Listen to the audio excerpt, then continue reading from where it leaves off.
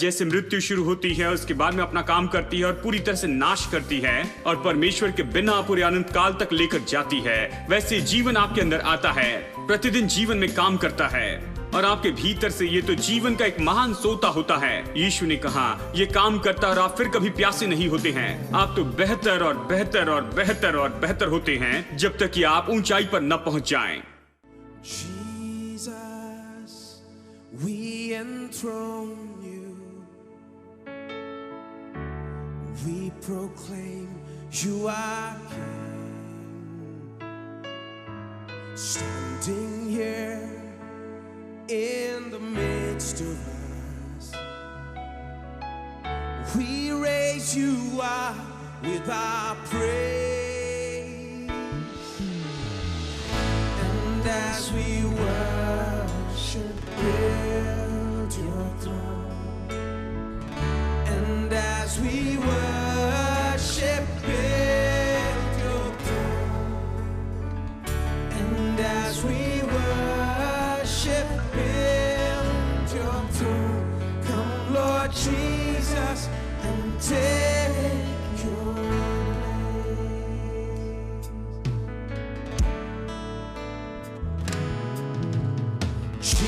Jesus, we enthrone you.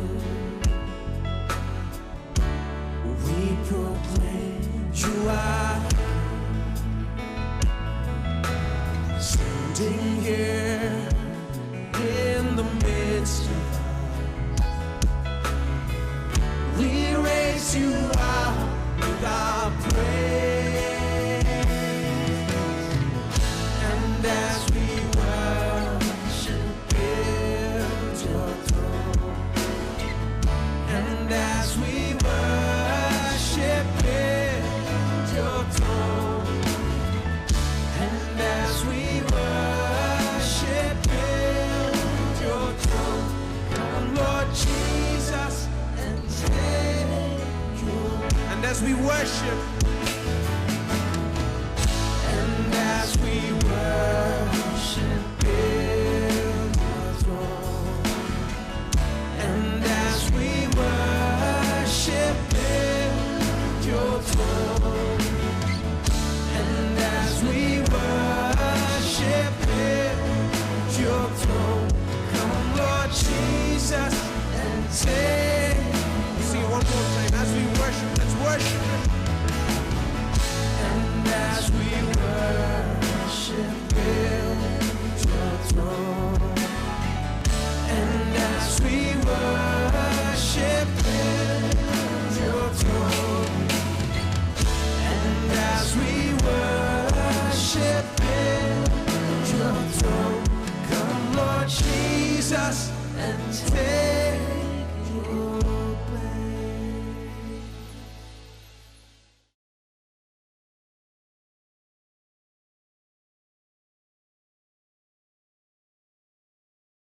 लूका रचित सुसमाचार अध्याय 4। यहां पर आता है एक और मनुष्य। बाइबल इसे एक और आदम कहती है, अंतिम आदम। जानते हैं यीशु के लिए एक और नाम है, एक और आदम। उस आदम ने गड़बड़ी की तो परमेश्वर एक और मनुष्य को भेजता है। आदम वो मनुष्य जाति का मुखिया था, असली आदम। जब उसने गड़बड़ी की, परमेश्वर ने एक और मनुष्य को भेजा जो अब नए वंश का या नई सृष्टि का मुखिया होगा। इसलिए वो आता है। अब यह आता है और कुंवारी से जन्म लेता है। उसमें कुछ भी पाप नहीं था। पाप का जो स्वभाव है तो पुरुष से मिलता है, क्योंकि पुरुष ही है जो बीज देता है। स्त्री उस बच्चे को लेती है, लेकिन पुरुष बीज देता है और इस तरह से पाप का स्वभाव आगे बढ़ता है पुरुष के द्वारा। और इसलिए यहां पर यीशु के जन्म में यहां पर पुरुष का कोई सहभाग नहीं था। यीशु तो जन्मा था कुंवारी के द्वारा, पवित्र आत्मा की मदद से वो गर्भवती हुई और यीशु उसके द्वारा वहां पर जन्म लेता है। यानी पाप के बिना वो जन्मा। पाप से भरे संसार में जहां पर सब कोई शैतान के बंधन में पड़ा है, तब यीशु जन्मा और पूरा संसार शैतान की अधीनता में था। अब यदि आप पहला यूहन्ना देखें बस 1 मिनट के लिए, चलिए इसे देखते हैं, फिर इसे वापस देखेंगे। पहला यूहन्ना 5। मैं सोचता हूं यह वचन आपको बताना अच्छा होगा, क्योंकि आपको ये चाहिए। पहला यूहन्ना अध्याय 5 वचन 19। हम जानते हैं कि हम परमेश्वर से हैं और सारा संसार उस दुष्ट के वश में पड़ा है। यहां पर अनुवाद उतना साफ नहीं है। यह कहता है कि पूरा संसार जो है वो दुष्ट के उस कसे हुए शिकंजे में फंसा है, दुष्टता के नहीं। यहां पर पूरा अर्थ बदल दिया। पूरा संसार तो उस दुष्ट के वश में है, यही तो इसका अर्थ है। यही तो कहता, अगर दूसरे अनुवाद देखें तो यह बहुत स्पष्ट है। पूरा संसार ये तो दुष्ट के हाथ में, उसके कसे हुए शिकंजे में फंसा है। अब यह विश्वास करना मुश्किल है। लोग कहते, मेरे प्रभु आपका यह कहना है कि मैं दुष्ट के शिकंजे में फंसा हूं? अगर आप विश्वासी है तो नहीं है, क्योंकि यह कहता है हम जानते हैं परमेश्वर से हैं। देखिए फर्क बताता है। वो विश्वासियों को लिखता है, कहता है हम जानते हैं प्रभु के हैं, और पूरा संसार। यहां पर वो फर्क बताता है हमारे बीच में और पूरे संसार में। हम प्रभु से हैं, हम उस क्षेत्र में नहीं है, उस जगह नहीं है, अंधकार में या शैतान की सामर्थ में नहीं है। लेकिन पूरा संसार, हर एक व्यक्ति जो मसीह के पास में नहीं आया, वो तो दुष्ट के वश में पड़ा हुआ है। वो तो शैतान के शिकंजे में फंसे हुए हैं और वहां पर पड़े हैं और उसके बारे में कुछ नहीं कर सकते हैं। और यही तो पूरा संसार इस देखिए यहां इस दशा में पड़ा हुआ है। अब यीशु इस संसार में आता है जहां पर सब जो वहां पर दुष्ट के हाथ में पड़े हैं, और वो अलग तरह के व्यक्ति के रूप में आता है। उसमें और संसार में फर्क है। सभी में वहां पाप का स्वभाव है और सभी के ऊपर पाप राज्य कर रहा है। मेरे साथ में रोमियो 5 निकालिए। रोमियो 5, सब पर पाप राज्य कर रहा है। अगर आप वचन 14 देखें तो ये कहता है, तो भी आदम से लेकर मूसा तक मृत्यु ने उन लोगों पर राज्य किया जिन्होंने उस आदम के अपराध के समान पाप न किया। चलिए सरल शब्दों में मैं बता दूं, जिन लोगों ने आदम जैसे पाप नहीं किया उन पर मृत्यु राज करती रही। क्यों? उनके पाप के कारण मृत्यु राज नहीं करती। आदम के पाप के कारण मृत्यु सभी लोगों के ऊपर राज्य करती है। आपके और मेरे पाप के कारण हम दुख नहीं उठा रहे हैं, ये तो आदम का पाप है। आदम ने पाप किया इसलिए मृत्यु सब पर राज करती है। इसका मतलब हर कोई मरता है, एक न एक दिन हर एक मनुष्य को मरना ही है। छोटा बच्चा भी मर जाता है, इसलिए नहीं कि उसने कुछ गलत किया है। 1 महीने का छोटा बच्चा, उसने कुछ भी गलत नहीं किया है, वो कुछ नहीं जानता है, पूरी तरह मासूम है, फिर भी मरता है। क्यों? ये इसलिए नहीं आदम के पाप के जैसे, लेकिन जिन्होंने आदम के जैसे पाप नहीं किया है वो भी मरते हैं, क्योंकि मृत्यु जो है एक सच्चाई के रूप में मनुष्य जाति में आ चुकी है उस दिन जब पाप मनुष्य जाति में आदम के द्वारा प्रवेश किया। वचन 12 ये कहता है, देखिए अध्याय 5 वचन 12, इसलिए जैसे एक मनुष्य के द्वारा पाप जगत में आया। पाप कैसे आया? एक मनुष्य के द्वारा, और पाप के द्वारा मृत्यु आई। देखिए पाप जगत में आया एक मनुष्य से, और पाप के द्वारा मृत्यु आई। और फिर वचन 14 कहता है कि मृत्यु ने राज किया। सब कह मृत्यु ने राज किया। जानते हैं मृत्यु ने राज किया मतलब? मृत्यु ने राज किया मतलब यह नहीं कि बस आप गिर कर मर गए। परमेश्वर ने आदम से कहा, जिस दिन तो उस मना किए गए फल को खाएगा उस दिन तो निश्चय ही मर जाएगा। क्या वो मर गया? नहीं, वो गिरकर नहीं मरा। तो क्या इसका यह मतलब है परमेश्वर ने झूठ कहा और जो कुछ परमेश्वर ने कहा वो पूरा नहीं हुआ और वो पूरा नहीं हो सका? ऐसा नहीं है। परमेश्वर ने सच कहा कि जिस दिन तू इस फल को खाएगा तो निश्चय मर जाएगा। मतलब इसके साथ में और भी कुछ सत्य है। हम केवल शारीरिक मृत्यु को ही समझते हैं, लेकिन मृत्यु इससे बहुत बढ़कर है। देखिए शारीरिक मृत्यु है और आत्मिक मृत्यु है। यानी मृत्यु के बारे में हम ये कह सकते हैं, मृत्यु तो ऐसी बात है जो कि पूरी तरह से बुरा है और पूरी तरह गलत है। जब परमेश्वर ने कहा जिस दिन तू उस फल को खाएगा तू मर जाएगा, उसका अर्थ था जिस दिन तू उसे खाएगा पाप का स्वभाव आप में आएगा, वो आप पर अधिकार करेगा, मृत्यु आप पर राज्य करेगी और फिर एक दिन आप मर जाएंगे। वो लगभग 900 साल तक जीवित रहा, उसके बाद में वो मरा, लेकिन मृत्यु राज करती रही उस पर और उसके पूरे वंश पर। मृत्यु ने राज किया मतलब क्या है? वचन 14 कहता है मृत्यु ने राज किया। कई बार ये कहते हैं मृत्यु ने राज किया। इसके पहले कि हम समझे कि हम कैसे राज करें, हमें जानना है मृत्यु ने राज किया। मृत्यु ने राज किया इसका मतलब क्या है? मृत्यु ने राज के मतलब ये नहीं कि आप गिरकर मर जाते हैं। यदि ऐसा होता आदम मर जाता और इस पृथ्वी पर कोई भी नहीं होता। जब आदम ने पाप किया तो मृत्यु ने उस पर राज किया और उसकी पत्नी हव्वा पर, और इस तरह से ये पूरी बुराई, सारी कमी घटी और पर्याप्त न होना, सारी शारीरिक समस्या, मानसिक दिमागी परेशानी, ये सारी परेशानियां और सारी पारिवारिक समस्याएं और वो सारी समस्याएं जिनका संबंध होता है हमारे धन से, हमारे हाथों के कामों से, और जमीन अच्छी उपज नहीं देती है, जहां ऊंट कटारें उगती हैं और जीवन बहुत ही मुश्किल होता है। मनुष्य पसीना बहाता है खाने के लिए, और ये सब और सारी बुराई मानो उस दिन आदम को आकर जकड़ने लगी। मृत्यु राज करने लगी। हेलो, आदम अभी भी चल रहा था, हवा अभी भी चल रही थी, लेकिन मृत्यु राज कर रही थी। मृत्यु क्यों राज कर रही थी? मृत्यु कैसे राज कर रही थी? मृत्यु राज कर रही थी क्योंकि वो पहले जैसे नहीं थे, वो आशीषित दशा में नहीं थे, वो तो मरी हुई दशा में थे। वो विनाश की ओर जा रहे थे। असफलता ही उसका गुण था। वो सफलता नहीं पा सकते थे, अब असफलता थी। वहां खुशी नहीं थी, वहां पर शांति नहीं थी, वहां पर कोई भी चैन नहीं था। पारिवारिक जीवन बिखर रहा था, बच्चे तितर बितर हो रहे थे, बेटा हत्यारा हो गया। हेलो, क्या आप नहीं कहेंगे ये मृत्यु है? उनकी जमीन कांटे और उटकटारे उगा रही थी। उनका बेटा यहां वहां भटक रहा था, वो यहां वहां भाग रहा था। आपको लगता है यह अच्छा जीवन है?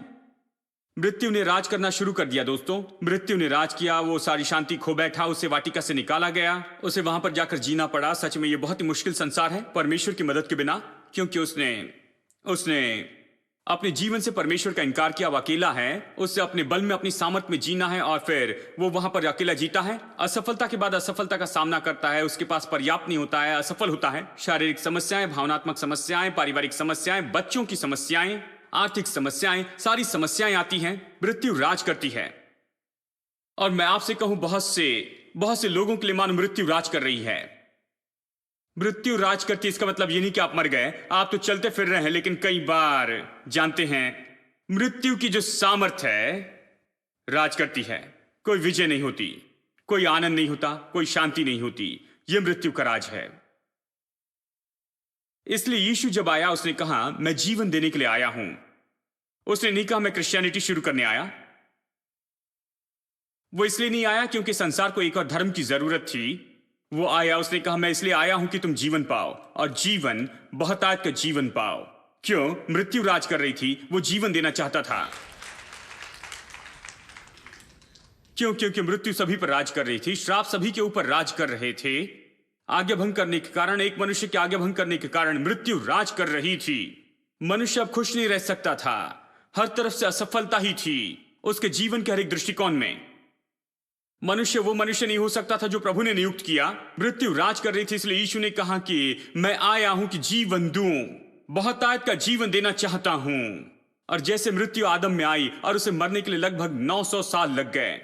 शायद उसे पता नहीं था मृत्यु क्या है, उसे सीखना पड़ा कैसे मरे। अब हम मरने में बहुत माहिर हैं। हम हमेशा मृत्यु कहते हैं और इसलिए जल्दी मरते हैं। देखिए, वो उस दिन आई और उस पर राज करने लगी, उस पर और उसके वंश पर और पूरी मनुष्य जाति पर। और यीशु आकर कहता है मैं जीवन देने आया हूं। इसका महत्व क्या है? देखिए, मृत्यु आती है और धीरे धीरे वो सब खाती है जो कुछ अच्छा है, आपको नाश करती है। ये उस कीड़े के जैसे है जो पेड़ के नीचे जाता है, उसे खाते रहता है। फिर एक दिन ऐसा होता है कि पूरा पेड़ खत्म होता है, कोई फल नहीं, पत्ते झड़ते हैं, सब बुरा दिखता है और कुछ भी भला नहीं, बस इतना ही। मृत्यु भीतर शुरू होती है। मृत्यु नाखुशी से शुरू होती है। मृत्यु शुरू होती है संतुष्टि की कमी से। मृत्यु शुरू होती है शांति न होने से, बेचैनी से। मृत्यु शुरू होती है कमी घटी और पर्याप्त न होने से। मृत्यु भीतर में शुरू होती है। देखिए, सब कुछ जड़ से काम करता है। देखिए, जड़ से शुरू होता है और सब कुछ नाश होता है। और जब यीशु ने कहा मैं जीवन देने के लिए आया हूं, मैं बताऊं जीवन कहां शुरू होता है? जीवन भी भीतर से शुरू होता है। मैं आपको बताऊं जीवन क्या करता है। जैसे मृत्यु शुरू होती है, उसके बाद में अपना काम करती है और पूरी तरह से नाश करती है और परमेश्वर के बिना पूरे अनंत काल तक लेकर जाती है, वैसे जीवन आपके अंदर आता है, प्रतिदिन जीवन में काम करता है और आपके भीतर से ये तो जीवन का एक महान सोता होता है। यीशु ने कहा ये काम करता है और आप फिर कभी प्यासे नहीं होते हैं। आप तो बेहतर और बेहतर और बेहतर और बेहतर होते हैं जब तक कि आप ऊंचाई पर न पहुंच जाएं और अनंत काल पाए यीशु के साथ में। वो आपको वहां ले जाएगा। यह जीवन है। देखिए, तो मृत्यु ने राज किया। मृत्यु ने राज किया मतलब केवल मृत्यु ही नहीं, इसका मतलब वो सारी बुराई, यही तो पूरी तरह से मृत्यु है। मृत्यु आती है हर तरह से। अंत में शारीरिक मृत्यु आती है, लेकिन उसके पहले बहुत सी मृत्यु आती है। ठीक है, देखिए, आगे बढ़ते हैं। लूका अध्याय 4 में देखिए, 4:14। इससे संदेश खत्म करेंगे। लूका 4:14। मैं चाहता हूं कि आप समझे इसका मतलब क्या है कि हम राज करते, ठीक है। यीशु इस संसार में आया, वचन 14 में देखिए, यीशु आत्मा की सामर्थ से भरा हुआ गलील को लौटा और फिर उसकी चर्चा आसपास के सारे देश में फैल गई। अब ये कह रहा है जंगल में उसकी परीक्षा होने की बात के समय में क्या हुआ, यीशु लौटा जंगल से, शैतान से परीक्षा होने के बाद आत्मा की सामर्थ से भरा हुआ। वो लौटा आत्मा की सामर्थ में, और फिर क्या हुआ, वचन 18 वो कहता है परमेश्वर का आत्मा मुझ पर है, उसने कंगालों को सुसमाचार सुनाने के लिए मेरा अभिषेक किया, टूटे दिल वालों को चंगाई देने के लिए, बंधुओं को छुटकारे का और अंधों को दृष्टि पाने का प्रचार करूं, और कुचले हुओं को छुड़ाऊं, और प्रभु के प्रसन्न रहने के वर्ष का प्रचार करूं। अब वो अपनी सेवकाई को शुरू करता है। अपनी सेवकाई को शुरू करता है एक वाक्य कहने से, परमेश्वर का आत्मा मुझ पर है कि जो बंधुआई में पड़े हैं उन लोगों को मैं आजाद करूं, लोगों को आजाद करूं, चंगाई दूं और पुनर्गठन लाऊं और शांति लाऊं, और ये सब मैं अभिषिक्त हूं। वो कहता है, मैं आपको याद दिलाऊं कि यीशु जब वो इस पृथ्वी पर था उसने काम किए परमेश्वर के रूप में नहीं, मनुष्य के रूप में। वो परमेश्वर मनुष्य था, लेकिन उसने जो भी काम किए मनुष्य के रूप में किए। बात यह है यदि वो मनुष्य के रूप में जीकर मनुष्य के जैसे काम नहीं करता तो उसे बपतिस्मा नहीं चाहिए था। प्रभु को बपतिस्मा क्यों चाहिए? सोचते हैं प्रभु को बपतिस्मा लेना है। यीशु ने बपतिस्मा लिया और उसके बाद में पवित्र आत्मा कबूतर के रूप में उसके ऊपर उतर आया। परमेश्वर बपतिस्मा देने वाला, उसे बपतिस्मा क्यों चाहिए? क्योंकि वो मनुष्य के रूप में था, मनुष्य जिससे काम कर रहा था, इसलिए उसे पवित्र आत्मा का बपतिस्मा लेना पड़ा। और फिर पवित्र आत्मा की सामर्थ में वो जाकर काम करता है। वो कहता है मैं अभिषेक्त हूं, परमेश्वर की आत्मा मुझ पर है, उसने मुझे अभिषेक दिया। दूसरे शब्दों में वो कहता है यदि मुझ पर अभिषेक नहीं तो मैं कंगालों को सुसमाचार प्रचार नहीं कर सकता, बंधुओं को नहीं छुड़ा सकता, कुचले हुओं को मैं आजादी नहीं दे सकता हूं, और जो बंधुआई में पड़े लोग हैं उन्हें मैं आजादी का प्रचार नहीं कर सकता। मैं पवित्र आत्मा के बपतिस्मे के बिना ऐसे नहीं कर सकता हूं। इस तरह से उसने कहा पवित्र आत्मा मुझ पर आया और उसने मुझे अभिषेक दिया उस उद्देश्य के लिए, ठीक है। तो वो कहता है उसने मनुष्य के रूप में इसे किया। मैं इसलिए कह रहा हूं क्योंकि बहुत से लोग कहते हैं यदि यीशु ने इसे किया तो याद रखिए वो यीशु है, वो कर सकता है, हम नहीं। अगर कहे प्रेरितों ने किया तो कहते हैं हाँ वो तो प्रेरित लोग थे, लेकिन हम कौन हैं? देखिए सब कुछ इसी तरह चलता है और इसलिए हम कुछ नहीं कर सकते, यही तो स्थिति है। लेकिन यीशु ने इसे किया, प्रेरितों ने इसे किया। मैं आपको यह दिखाऊंगा, यीशु ने इसे किया, मैं आपको दिखाऊंगा कि यीशु ने राज्य किया।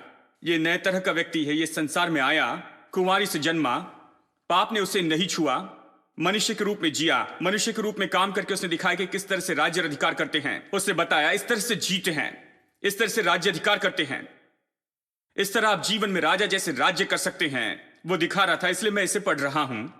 और फिर वो अपने चेलों को भेजता है और कहता है कि जाकर तुम दुष्ट आत्माओं को निकालो, तुम जाकर इसमें काम करो। और वो बाहर गए और खुशी से वापस आकर कहने लगे हाँ ये काम करता है, ये अधिकार सच में काम करता है।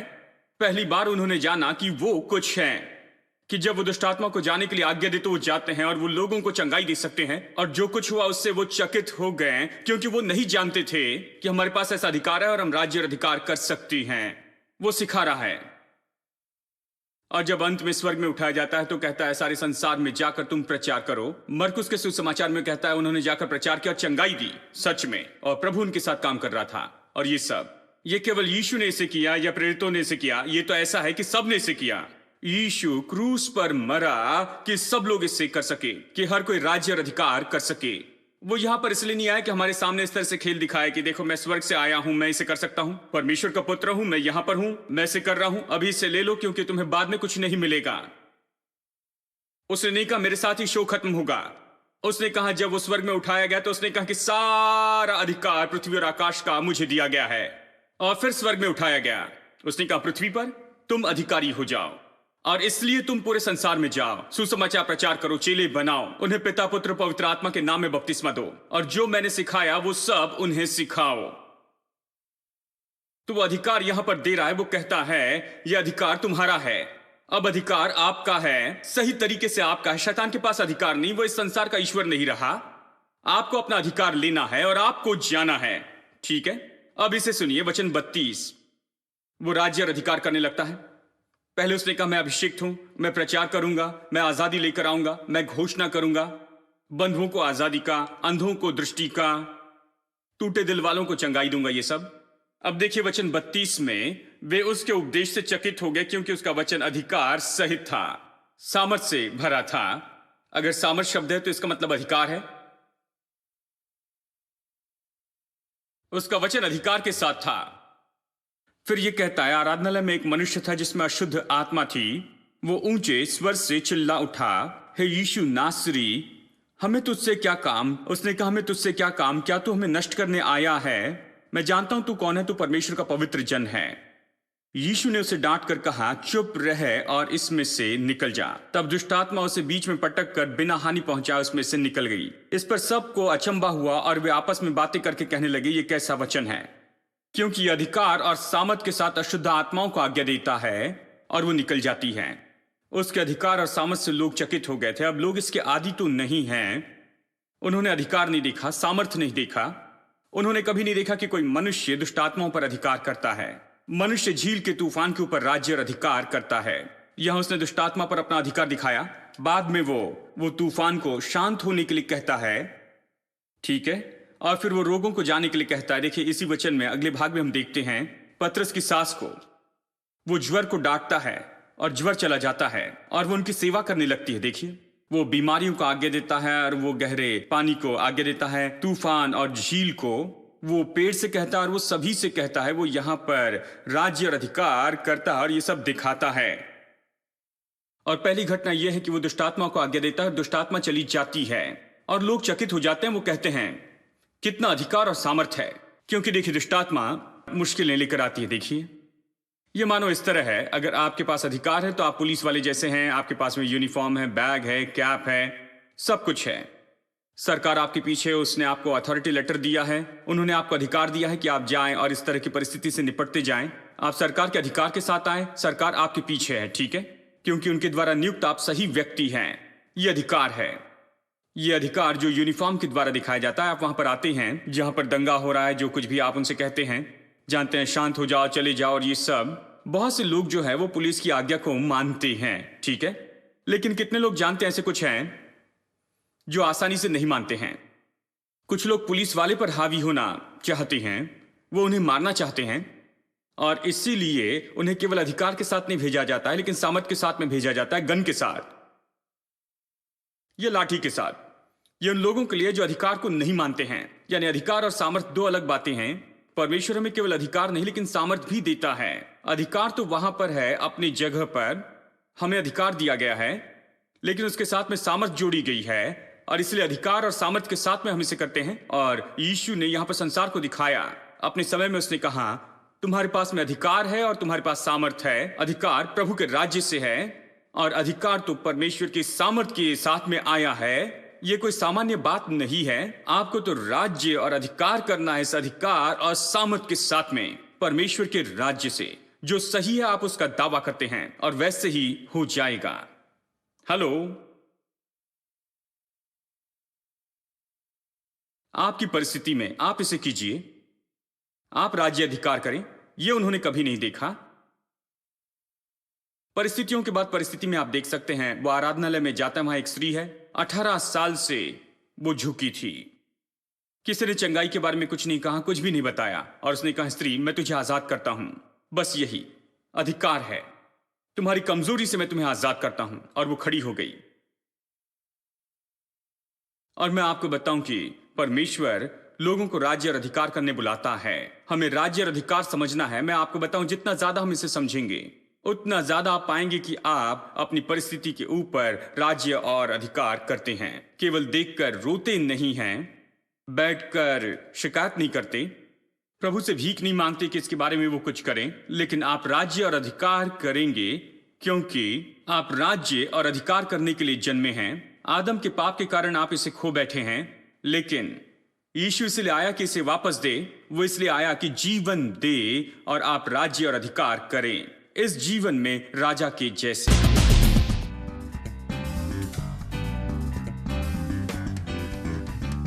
This is the season of Jubilee. This is the season of Jubilee. singing and dancing for you and me. Singing and dancing for you and me. Thanking and praising because we're free. Thanking and praising because we're free. Oh, this is the year of Jubilee. Oh, this is the year of Jubilee. Put your hands together. Everybody praise the Lord. Put your hands together. Sing and shout and praise the Lord. This is the season of Jubilee. This is the season of Jubilee. Singing and dancing for you and me. Singing and dancing for you and me. Thanking and praising because we're free. Thanking and praising because we're free. Oh, this is the year of Jubilee. Oh, this is the year of Jubilee. Put your hands together. Everybody praise the Lord. Put your hands together. Sing and shout and praise the Lord. Everything that was stolen shall be returned unto me. Mother, father, sister, brother, they will all go free. Everything that was stolen shall be returned unto me. Singing, dancing, praising, shouting, increase and victory.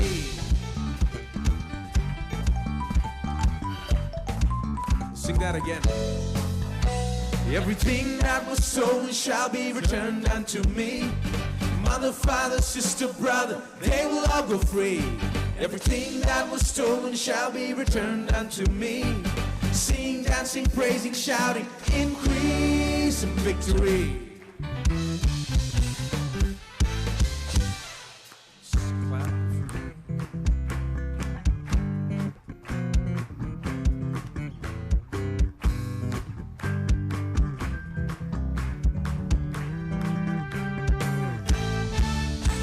Everything that was stolen shall be returned unto me. Mother, father, sister, brother, they will all go free. Everything that was stolen shall be returned unto me. Singing, dancing, praising, shouting, increase and victory.